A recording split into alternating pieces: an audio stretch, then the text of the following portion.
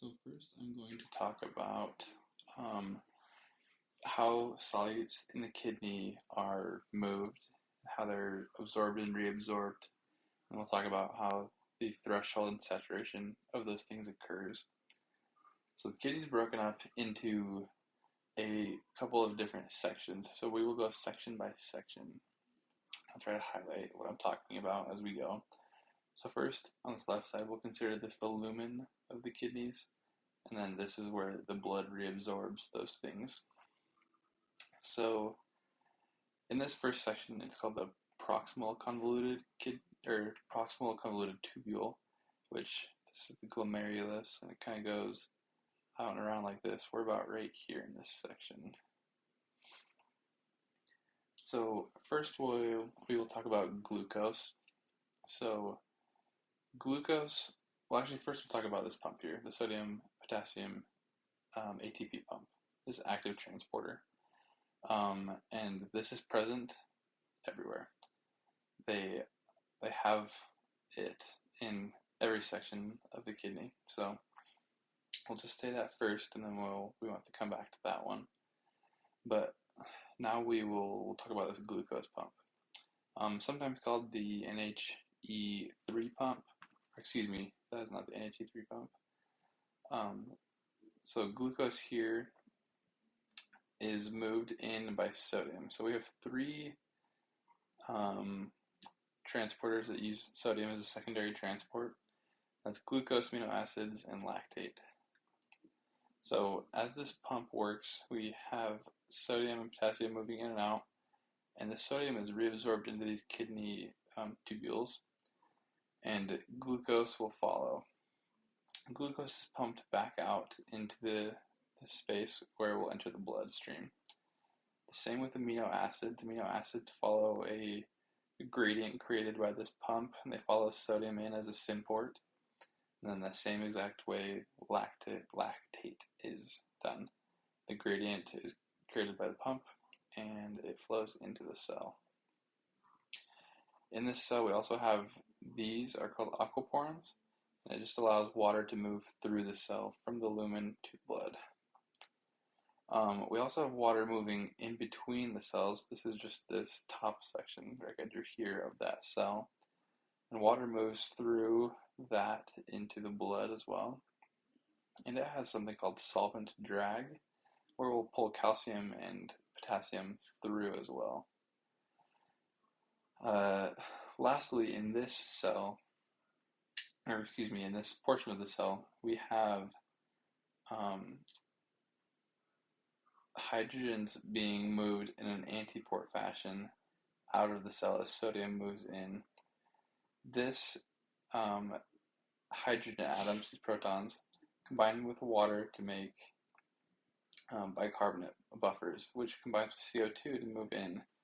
And once these move in, we create the buffer in the cell here. And then also on this lumen side, I forgot to mention, is where we get all of this secretion of all of these things. If we move to the straight proximal tubule, then we start to see it get a little bit simpler. We will have sodium moving in here again, and hydrogen, you draw this arrow so you know which way it's moving. Hydrogen getting pumped out in that same antiport method as I just previously talked about. And there's also anions out here. An anion is anything with that negative charge. So these anions are moved in, and they move this chloride molecule in with the help of this hydrogen.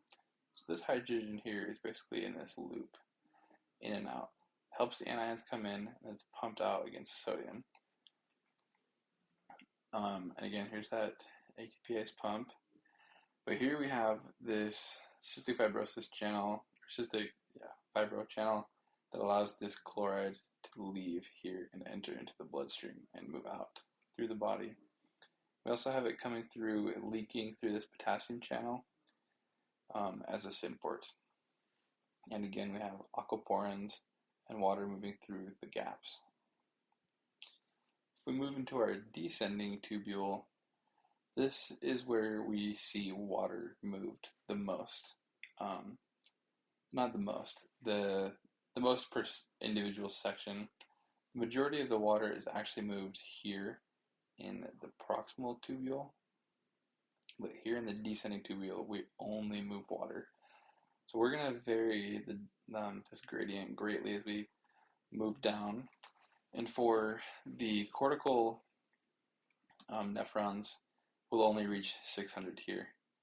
But if we were in a juxtamedullary nephron, we would reach down to 1200 milliosmol per liter.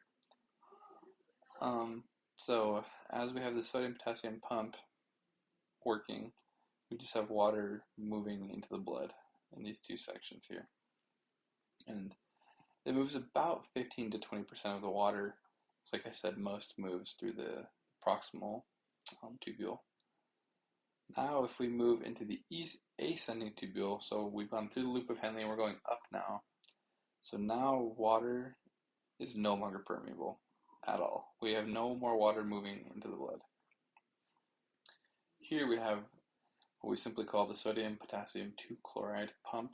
This moves everything that I just said into the cell, and we have a potassium leak channel here, as well as that pump working again.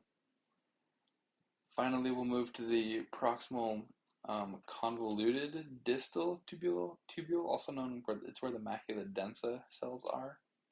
And here again, water is impermeable, and we have chloride following sodium in the symport fashion, and chloride again is we're just letting it leak out here into the bloodstream. And then finally, we have our ENaC channel in the collecting duct. So out of this collecting duct, we're just going to move sodium in. As we move sodium in, and that channel is called that ENaC channel, we will allow it to help create the gradient for this pump and continue it through our blood, and again, we'll have no water coming. Finally, for this little section, we're going to talk about threshold. So threshold is the amount in the blood where that the blood can handle. The amount in blood that can be handled. And then saturation occurs when threshold has been reached. If we draw a graph here, as we filter and filter and filter, and then this is the amount of whatever substance we want to consider that can be reached, and that's we reach threshold. And now we have saturation, and saturation in the blood occurs, and that's how we can test for certain things like diabetes. If we find glucose in your urine, that means we know that renal threshold has been reached and you have reached saturation. We can test for diabetes that way. Filtration is an important part of how our kidneys work, and it has to go through a few layers in the renal corpuscle first. The first is this fenestrated endothelium. It is a barrier between the red blood cells and the plasma filtration systems, or between the RBC and the plasma filtrations against the tissues in the blood. The second and the most important one is this basement membrane. It secretes against anions except for bicarbonate and chloride, which are important for the buffer systems of your body. The third here is the podocytes. That's the third level of the filter, and it is charge and size selective. And then these mesangial cells are contractile and they produce hormones. But this here is an example of what it looks like. So on this left we have the afferent arteriole, and this is the efferent arteriole. So we have a few different pressures here.